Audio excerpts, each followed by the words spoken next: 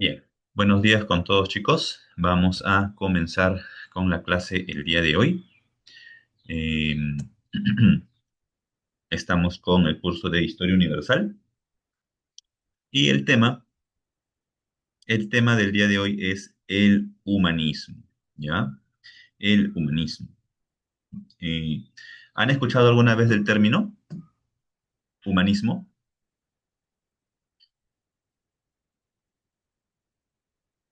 Lo más probable es que lo hayan escuchado, sí, pero quizás el significado es un poco gaseoso, ¿no? Un poco abstracto, ¿no?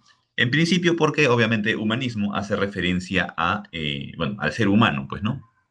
En este caso al hombre, pero no hombre como género o como sexo, sino al hombre como individuo, como persona, o sea, que incluye tanto hombre como mujer, ¿no?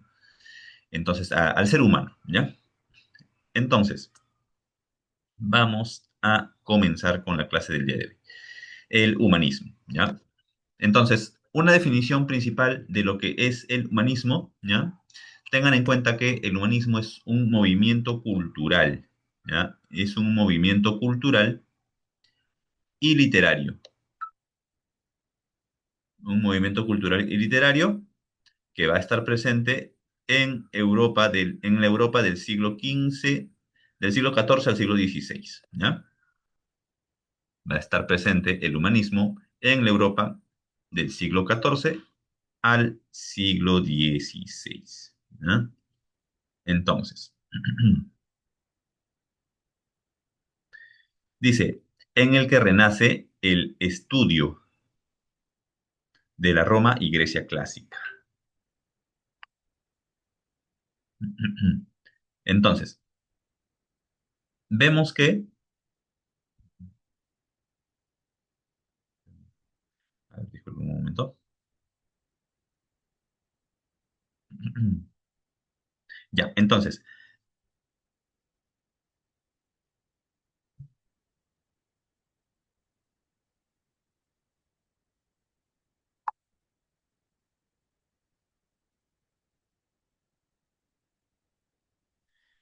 ya.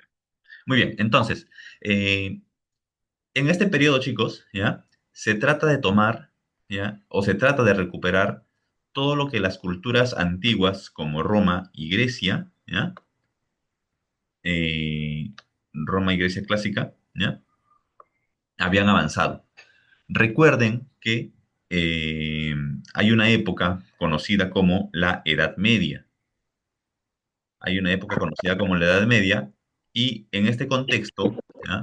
En este contexto, eh, digamos que no había, a ver, ¿cómo se lo puedo explicar? A ver, les voy a mostrar un mapita, ¿ya? Un mapita para que puedan ver, para que puedan un poco contextualizar, ¿ya? Eh, Profe-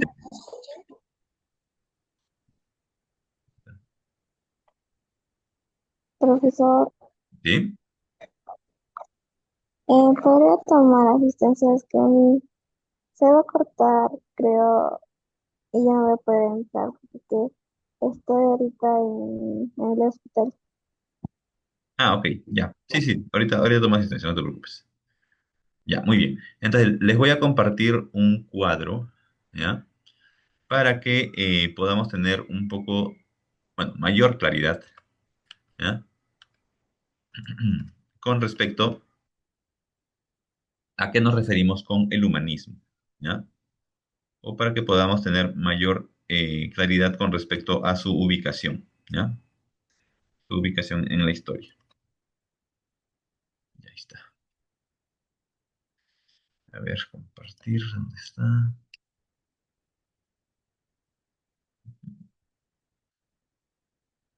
Ya,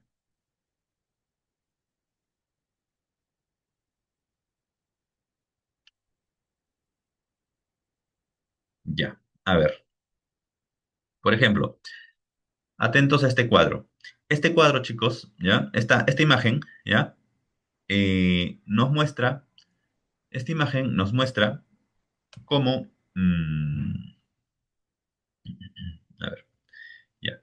Esta imagen nos muestra algunos años, ¿ya? que van a marcar la historia universal.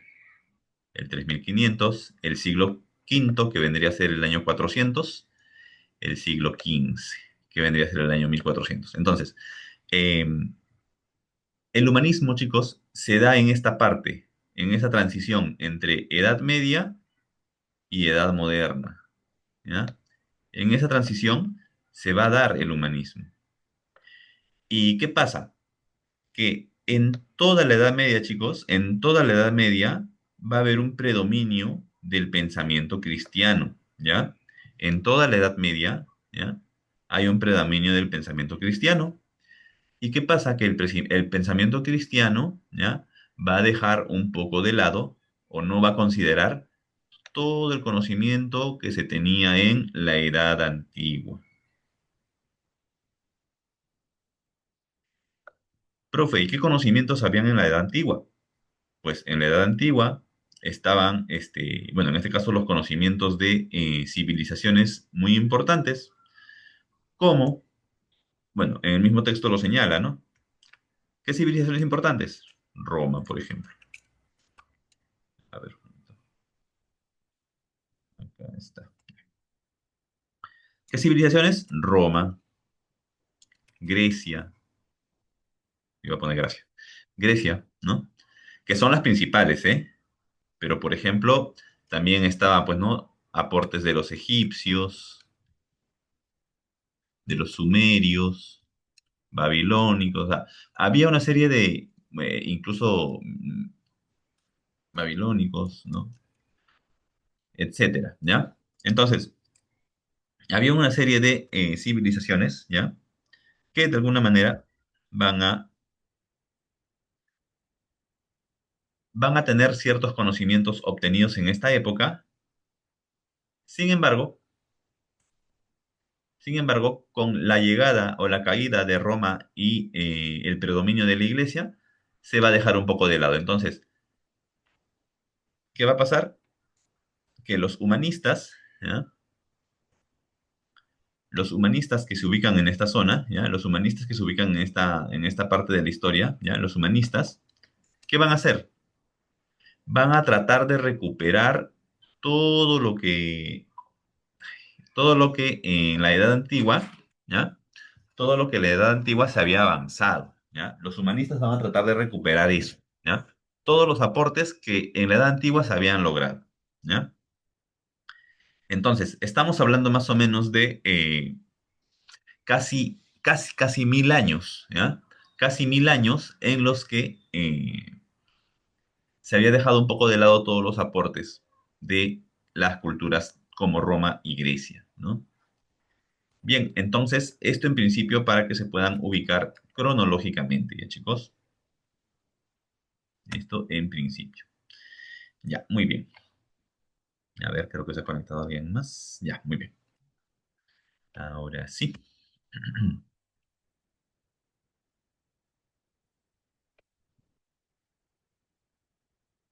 A ver, un momento. Ya, muy bien. Entonces, continuamos, ¿ya? Entonces, hemos visto cómo renace el estudio de las culturas Roma y Grecia, ¿ya? De los aportes de Roma y Grecia, ¿ya? Y en este caso, eh, resalta el valor de lo clásico, ajá, resalta el valor de lo clásico sobre la importancia del contexto cristiano, ¿ya? Recuerden que para este entonces la iglesia va a tener casi el control absoluto, ¿no? La iglesia tiene el control absoluto de la cultura, ¿ya?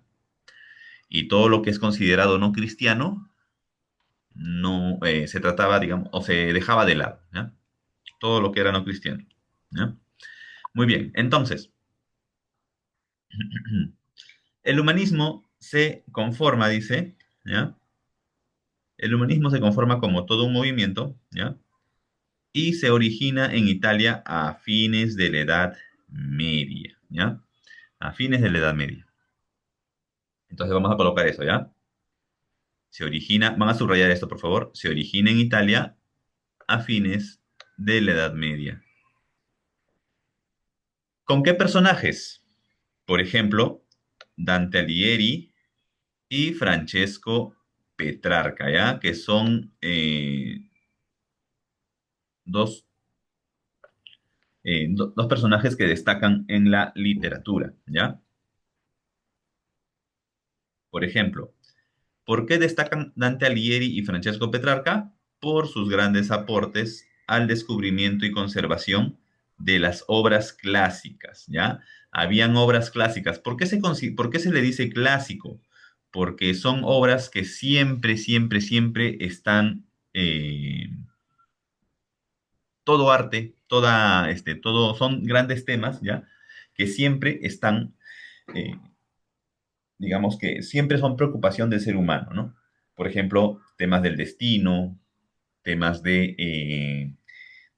temas del amor, ¿no? Temas de eh, cuestiones humanas, ¿no? Como por ejemplo, eh, no hay obra que no hable, o por ejemplo, ¿no? Es como decir, encuentra una canción que no hable de amor, por ejemplo, ¿no? O encuentra una canción que no hable sobre, no sé, algunos dramas humanos, ¿no? Como el tema de, temas de depresión, temas de vacío existencial, cosas así, ¿no? Entonces, el humanismo va a tratar de tomar todos estos temas, grandes temas, ¿no? El tema del destino, ¿no? El tema del destino, el tema de la heroicidad, del valor, ¿no? Del héroe, ¿no? Entonces, Dante Alighieri y Francesco Petrarca van a rescatar importantes obras clásicas, ¿ya? El humanismo tuvo un fuerte impacto en la literatura y el arte, ¿ya? Literatura y arte, ¿ya? Es principalmente donde impacta el humanismo, ¿ya? Literatura y arte. Sin embargo, fue expandiéndose y divulgándose, fue expandiéndose y divulgándose en países como Inglaterra, ¿ya? ¿Ya? En Inglaterra, por ejemplo, dice. Y es más, en Inglaterra va a tener tal influencia, en Inglaterra va a tener tal influencia, ¿ya?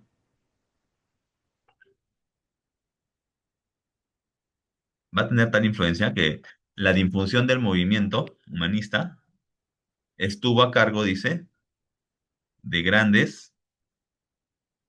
de grandes instituciones educativas. Y miren, por ejemplo, ¿qué instituciones educativas? Pues, ¿qué instituciones educativas como estas? Bueno, Oxford y Cambridge, ¿ya? Las más afamadas universidades de ese entonces, ¿ya, chicos? Muy bien, continuamos. Factores que favorecieron el humanismo, dice.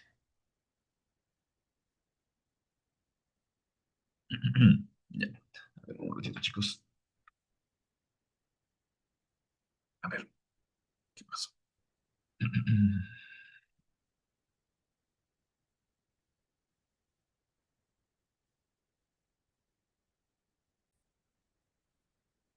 Entonces, hay unos factores que favorecieron el humanismo, dice. Después de grandes debates, ¿eh? Dice, después de grandes debates y polémicas a partir del siglo XV, el movimiento humanista se vio favorecido por varios factores, como cuáles: la inmigración de sabios bizantinos. Eh, no sé si con ustedes o con qué grado hemos visto esto del el imperio bizantino, ¿no? Que era lo que se conocía como la ciudad de Constantinopla, ¿ya? Bueno, en Constantinopla estaba el imperio bizantino y los bizantinos se caracterizaban, pues, ¿no? Por tener en su poder esto que sale aquí, textos griegos, ¿no? Textos de la cultura griega, ¿ya? Entonces, la inmigración de los sabios bizantinos va a provocar que estos textos griegos sean difundidos, ¿ya? Promoviendo la difusión de la cultura, ¿ya? La difusión de la cultura, los valores y el idioma griego, ¿no?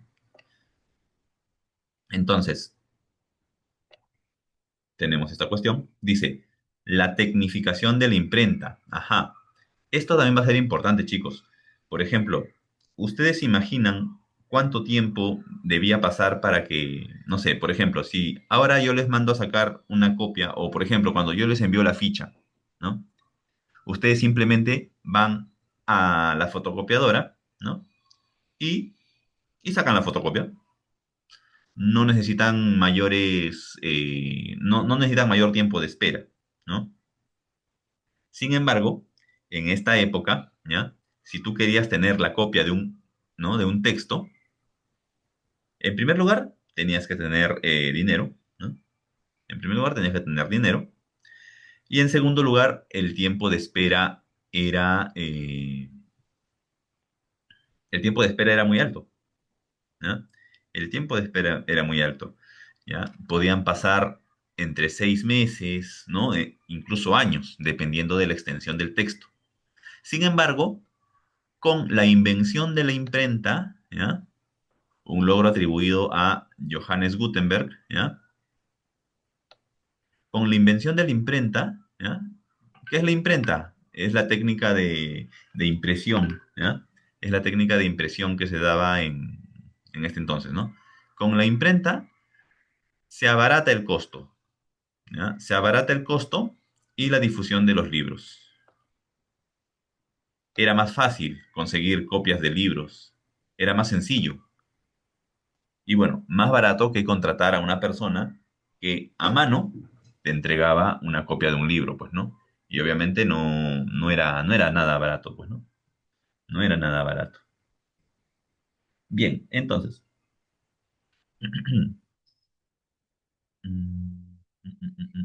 Ya, muy bien. Entonces, estamos en los factores que favorecieron el humanismo, ¿ya? La influencia bizantina, la tecnificación de la imprenta y la acción de los mecenas. ¿Qué es un mecenas, chico? Un mecenas, ¿ya? Los mecenas, chicos, ¿ya? Los mecenas van a ser personas con poder económico y político, ¿ya? Entonces, son personas que con su protección política, ¿ya? Con su aprecio por el saber antiguo y con su afán coleccionista, ¿ya? O con la remuneración económica, ¿ya? Van a costear, ¿ya? Van a financiar, ¿ya? Van a financiar eh, esta difusión cultural, ¿ya? Los mecenas tienen un papel importante porque gracias a ellos, ¿ya? Gracias a ellos, se va a dar, digamos que, una forma de se va a dar una forma de financiamiento, por así decirlo, ¿ya? Es como, por ejemplo, hoy en día los auspiciadores. Si ustedes se dan cuenta o ven, por ejemplo, su programa favorito, ¿ya? Cuando ustedes ven su programa favorito, ¿ya? Lo que sucede es que hay marcas, ¿no? Hay marcas. Hay marcas de alguna marca de ropa, alguna marca de algún automóvil, alguna marca de algún producto en especial, ¿no? Ya, los auspiciadores, ¿qué hacen? Le dan plata a los canales, ¿ya? Y los canales con ese dinero pagan a sus actores, ¿no? Por así decirlo, o a los que trabajan para ellos. Ya, y aquí también algo así es similar, ¿no? Los mecenas van a ser como una especie de auspiciadores, ¿no? Van a financiar o van a apoyar, ¿no? El desarrollo de la cultura de ciertos personajes. Entonces, ¿quiénes son los principales mecenas? Entre los mecenas más destacados están los Médicis de Florencia. Florencia es una ciudad de Italia, ¿ya? Aquí tenemos un personaje, Lorenzo de Medici, llamado el Magnífico, ¿ya? Que apoyó a grandes artistas de esta época, ¿ya? Los Médicis y los pontífices romanos Julio II y León X, o la reina Cristina de Suecia. ¿Qué es un pontífice, chicos? Un pontífice viene a ser la máxima autoridad de la iglesia, ¿ya? La máxima autoridad de la iglesia es un pontífice, ¿ya? La máxima autoridad de la iglesia es un pontífice. Entonces, vamos a Vamos a continuar. Perdón. Ya, entonces, otro factor que va a influenciar en el humanismo es la creación de universidades y escuelas y academias.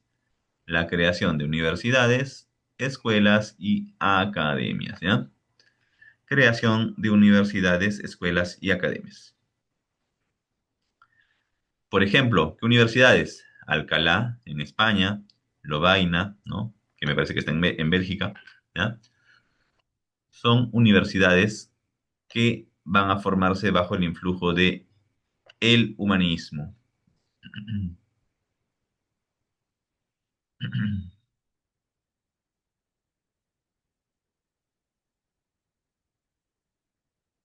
Ya, muy bien. Entonces, dice, y las escuelas del siglo XV. Ya, sí, está bien, está bien. Si desean ir al servicio, pueden ir al servicio. Ya, muy bien. Entonces,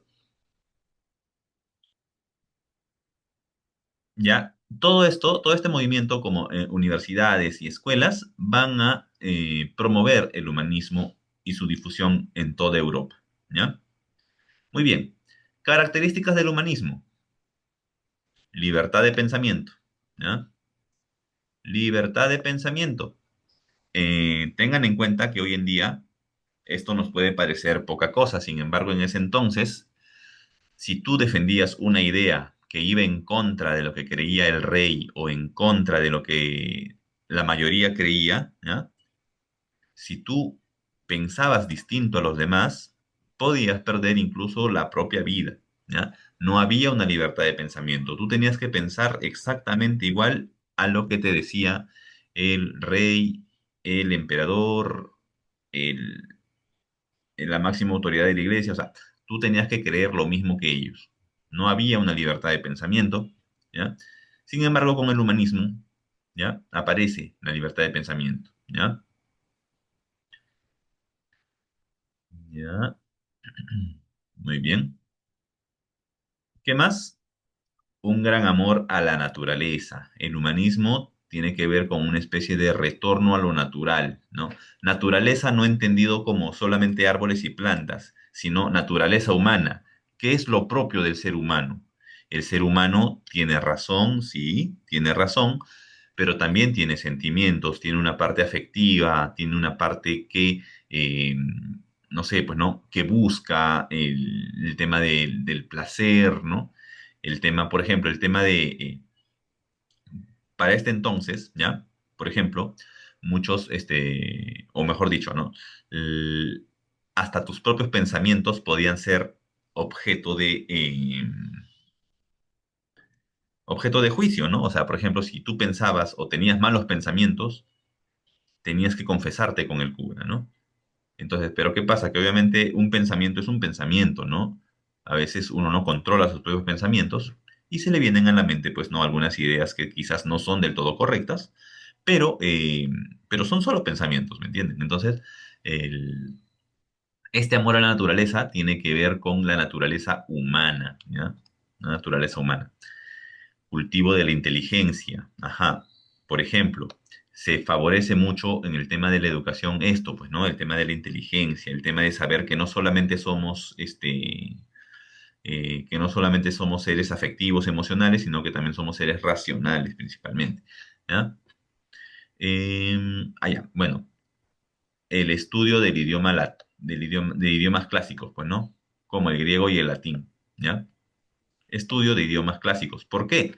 Porque las obras más importantes de esa época, o las obras que se querían retomar, eran de estos pueblos, bueno, de los pueblos romanos, griegos, que utilizaban estos idiomas, ¿ya?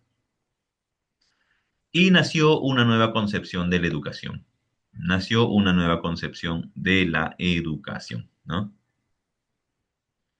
Muy bien. Entonces, vamos a repasar algunos personajes, ¿ya? Por ejemplo, tenemos a Francesco Petrarca, como ya lo habíamos visto al principio, ¿no? Francesco Petrarca, del 1304 a 1374, ¿ya? Italiano, oriundo de Arezzo. Toscana. ¿Por qué es importante? Porque él es el autor de un poema, autor del poema Canto a Laura. Él es un poeta. Este canto a Laura estaba dedicado a su amada Laura, ¿ya? También escribió otro poema llamado África, en donde, ahí lo escribió en latín, donde canta las hazañas de Escipión el africano. Escipión el africano es un estratega militar, ¿ya? ¿Ya? Es un estratega militar. Destaca también Giovanni Boccaccio, ¿ya? Que es un italiano. Vamos a subrayar. Giovanni Boccaccio. Giovanni Boccaccio, ¿ya? Es de origen italiano, ¿ya? Discípulo de Francesco Petrarca, ¿ya? Giovanni Boccaccio es discípulo de Francesco Petrarca. Él escribió una obra conocida como el Decameron. En el Decameron hay un conjunto de 100 cuentos, ¿no? De corte realista, ¿ya? Y también escribe en latín la genealogía de los dioses. Entonces, aquí estamos hablando de personajes que principalmente se dedican a la literatura, como principalmente poetas, ¿no? Y finalmente Dante Alighieri,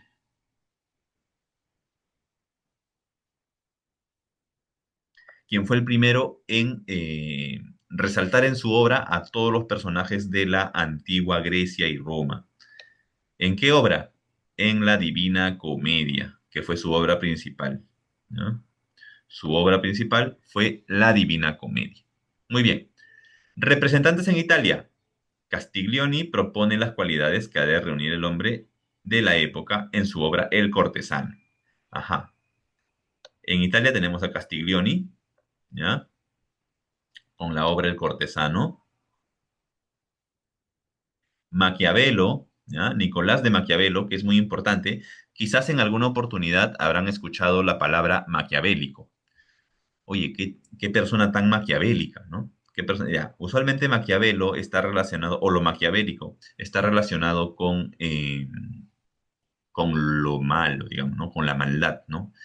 Alguien maquiavélico es alguien malvado, alguien que no se pone a pensar en las consecuencias, ¿no? Que no es tan empático, por así decirlo, ¿no? Que simplemente mira a su lado lo que más le conviene y no tiene reparos, pues, ¿no? En ir sobre encima de los demás, ¿ya? Maquiavélico es esa persona. Entonces, eh, ajá, Maquiavelo escribe su obra El Príncipe, donde aconseja acá dice, ¿no? Aconseja cómo ha de actuar un hombre de Estado, o sea, un gobernante, ¿no? Y bueno, lo que dice Maquiavelo es que un gobernante tiene que estar preparado, ¿no? Para utilizar incluso, ¿no? Para utilizar incluso ciertas armas, por así decirlo, ¿no? Tiene que estar preparados para hacer el mal para que defienda su propio gobierno, ¿no? Con tal de conseguir tus objetivos. No importa, digamos, lo malo que hagas, si al final lo que vas a obtener es conservar el poder, por así decirlo, ¿no? Entonces, Maquiavelo destaca por su obra El Príncipe, ¿ya? Bien, entonces ahora pasamos a los Países Bajos. En este caso, perdón, disculpen. Ya, muy bien. Ya, muy bien. Entonces hablamos de los Países Bajos, ¿ya?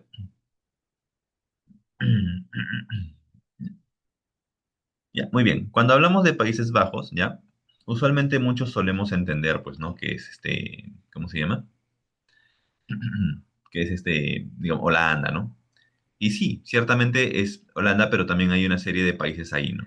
Y se le menciona o se le dice Países Bajos precisamente porque el nivel al que se encuentran al nivel del mar, ¿no? Es distinto, ¿no? Es un poco más bajo. Por eso se le dice Países Bajos. Ya, muy bien. En Países Bajos tenemos a Erasmo de Rotterdam, ¿ya? Erasmo de Rotterdam. ¿Qué va a hacer Erasmo de Rotterdam? Va a criticar la corrupción de la iglesia, ¿ya? Critica la corrupción de la iglesia. Critica la corrupción de la iglesia, o sea, de la jerarquía eclesiástica, ¿ya?